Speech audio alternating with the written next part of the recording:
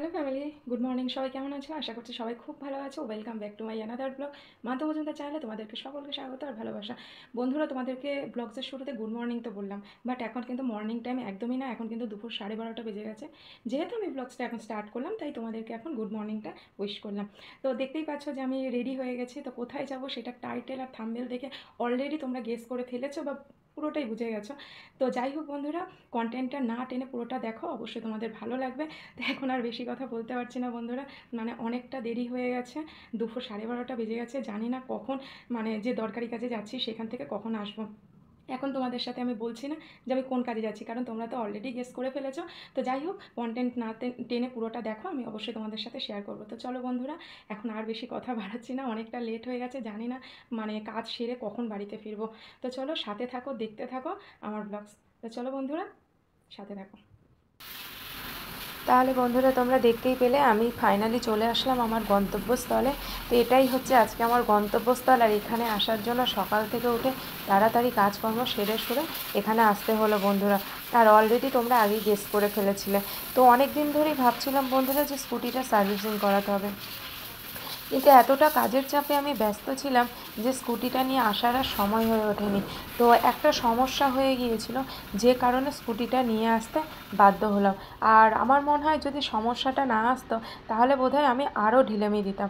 ওই কথাই বলে না বন্ধুরা, যেটা হয় ভালোর জন্যই হয়। মানে আমার যদি স্কুটিতে ওই সমস্যাটা না হতো তাহলে কিন্তু আমি সার্ভিসিং সেন্টারে আজকে আসতাম না, আরও কিন্তু কিছুদিন লেট হতো। আমার কিন্তু সার্ভিসিংয়ের ডেটটা পেরিয়ে গেছে। অনেক দিন ধরেই আমাকে সার্ভিসিং সেন্টার থেকে ফোন করা হচ্ছে যে স্কুটিটা অনেক দিন হয়ে গেছে, সার্ভিসিং হয়েছে, আপনি নিয়ে আসুন। কিন্তু হ্যাঁ, আজকে যাচ্ছি কালকে যাচ্ছি করে করে বন্ধুরা আমার সময়ই হয়ে ওঠে না। তোমরা তো সকলেই জানো যে আমাকে একা হাতে সমস্ত কিছুটা সামলাতে হয়।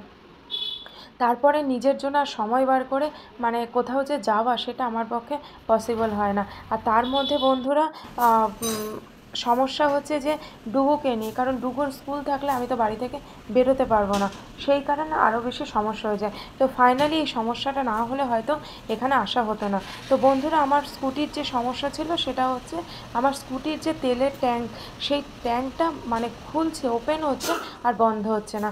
হয়তো মানে তারের কোথাও লুজ কানেকশান হয়েছে, মানে যাই হোক একটা সমস্যা হয়েছে, সেই কারণে স্কুটিটা নিয়ে আসতে বাধ্য হলাম বন্ধুরা। তো যাই হোক, যেটা হয় ভালোর জন্যই হয়, আগেই বললাম কথাটা। তো ফাইনালি আমার স্কুটিটা কিন্তু এখন মানে ধোয়াধাই করা হয়ে গেছে, তোমরা তো দেখলে। আর এখানে স্কুটির কী কী সমস্যা হয়েছে সেটাই কিন্তু এখানে দাদারা দেখছে। আর এখানকার দাদারা খুব যত্ন সহকারে স্কুটি বলো বাইক বলো খুব যত্ন সহকারে কাজ করে। এবং আমি যখনই আমার স্কুটির সার্ভিসিং করাই এখান থেকেই করে। মানে আমার ভীষণ পছন্দের একটা সার্ভিসিংয়ের জায়গা হচ্ছে এটা। মানে দাদারা খুব যত্ন সহকারে এই কাজটা করে। এবং এখানে কি বলবো, মানে টাকা পয়সার রেঞ্জটাও খুব কম। তো এই জায়গাটা আমার ভীষণ ভালো লাগে মানে সার্ভিসিংয়ের জন্য। তো যাই হোক বন্ধুরা, আমার স্কুটিটা সার্ভিসিং পুরো কমপ্লিট হয়ে গেছে। কমপ্লিট বলতে ভুল বলা হবে, ইনকমপ্লিট আছে। এখানে দেখো স্কুটিটা এমনি সব কিছু ওকে হয়ে গেছে, শুধু এখানে মানে স্কুটিটা পরিষ্কার করে দিচ্ছে। যে মানে ওয়াশ করে দেওয়া, ওয়াশ করা তো হয়ে গেছে, যেটা পলিশ করা বলে সেটাই কিন্তু দাদা এখানে পলিশ করছে। তো স্কুটিটা কিন্তু অনেক দিন ধরেই সার্ভিসিংয়ের জন্য ওয়েট করা হচ্ছিলো। তো যাই হোক, ফাইনালি আমার স্কুটিটা সার্ভিসিং হয়ে গেছে আজকে। আর ভীষণ ভালো লাগছে, কারণ স্কুটিটা আবার চকচক করছে, ভীষণ ভালো লাগছে। আর তেলের ট্যাঙ্ক বন্ধ হচ্ছিল না, তাই নিয়ে মনটা একটু খারাপ ছিল। তো যাই হোক, ফাইনালি আমার স্কুটির সমস্ত কিছু ঠিকঠাক হয়ে গেছে, সার্ভিসিংও ভালোভাবে হয়ে গেছে। এবার শুধু এখন বাড়ি যাওয়ার পালা। অনেকটা বেলা হয়ে গেছে বন্ধুরা, প্রচণ্ড গরম পড়েছে আর ভীষণ খিদে পেয়েছে। কারণ সকালে কিন্তু আমি কিছু খেয়ে আসিনি, কারণ বাড়ির কাজ সারতে সারতেই অনেকটা লেট হয়ে গেছে। তারপরে খেতে বসলে তো অনেকটা দেরি হয়ে যাবে, আর আমি না তাড়াহুড়ো করে খেতে পারি না। এই কারণে ভাবলাম যে বাইরের কাজটা আগে সেরে নিই, তারপরে বাড়িতে এসে স্নান করে ধীরে সুস্থে খাবো। তো যাই হোক বন্ধুরা, এখানে দেখো আমার স্কুটির কাজ মোটামুটি হয়ে গেছে।